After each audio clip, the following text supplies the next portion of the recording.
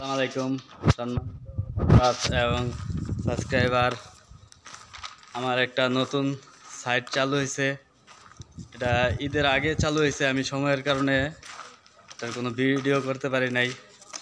এই যে দেখতেছেন পুরা বিশাল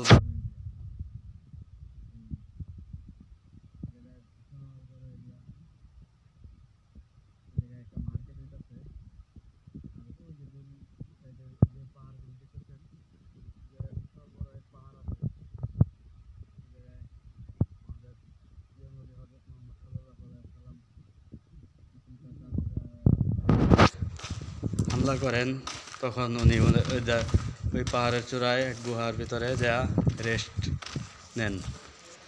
আর ওইটাকে কেন্দ্র